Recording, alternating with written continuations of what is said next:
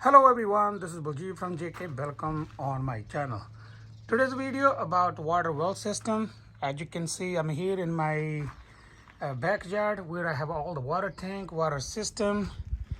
I don't have a city water, so I have my own pump, taking water from the ground, dumping in a big tank. And then there is a booster pump pressurized for my house water. I have a actually issue here. When I was away from my house, my family called me, said this tank is keep overflowing. So it's pretty simple, it might be, but it could be a little bit complicated. I decided to make a video. I have already checked what's wrong with, so I'm gonna show you guys what I have found and how you can fix really easy and cheap. So if you don't know nothing about this system, if this tank is overflowing and you cannot control, and you have to call the pump company, and they're gonna charge you at least $500 minimum. But when they're gonna fix, it might be more. They're gonna give you some estimate. I'm just assuming because I checked how much it's gonna cost me if I have to call somebody. Then I decided to take this matter in my hand, and I figured it out. Actually, when this tank was overflowing, my family called me. I just told them, turn the breaker off for this pump, because they didn't know much about it. So that's the pretty simple, because I know this pump is pumping in a tank, and if the tank is full, 2,500 gallons, it's gonna least maybe 2-3 days for my house. But then I have another issue. Somehow the system, I'm gonna show you how it works. I'm gonna start from the breaker. I show you what the breakers are, and then how the system works here.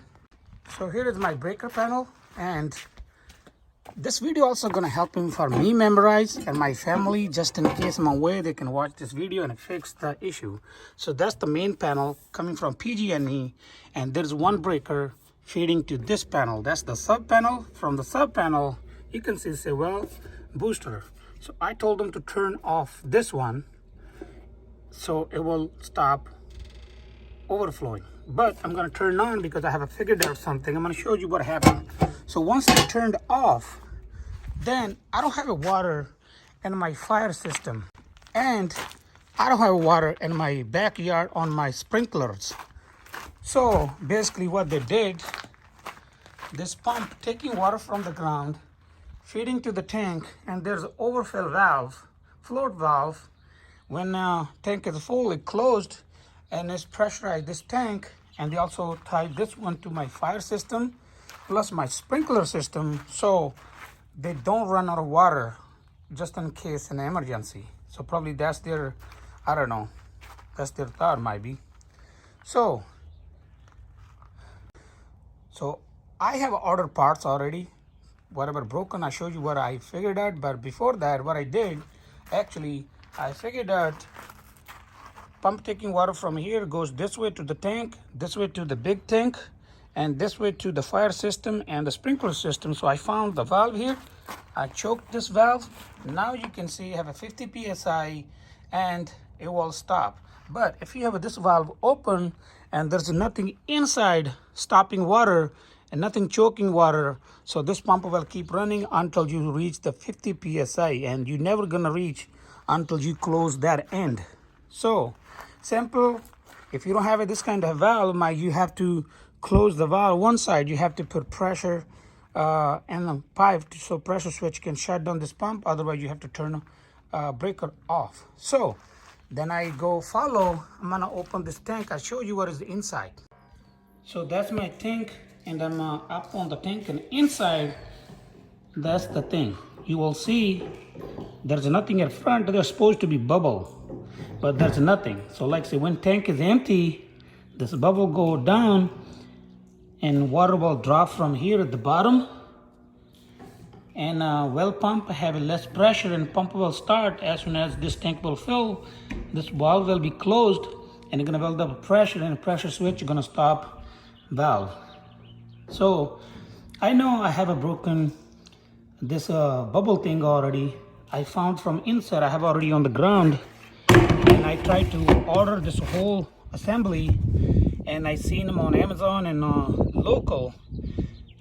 Basically I didn't find any local store. So if you buy whole assembly, whole valve, it's gonna cost you about like $200-300. But then I know it's only this broken, this bubble thing is broken. So I found on Amazon about $16 to $17, and this one here is like a 1/4 inch female thread, just in case if you have the same. So I have ordered already from the Amazon. I'm gonna buy as soon as it arrives. I believe it's today, but might be today is Sunday, so they're gonna deliver tomorrow.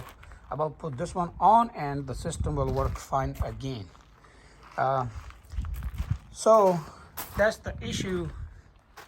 There's nothing like complicated, but look really complicated if you wanna take this matter into your hand, and you can save a lot of money. If this video can help anyone, just from my viewers or any other people, like any one or two can fix their issue and they can save money, then I will be feeling like I'm a success to explaining. So that's all for today. Thank you for watching. If you like my video, please like, share, comment, and don't forget to subscribe. Thank you for watching. Meet you in next video, a new topic.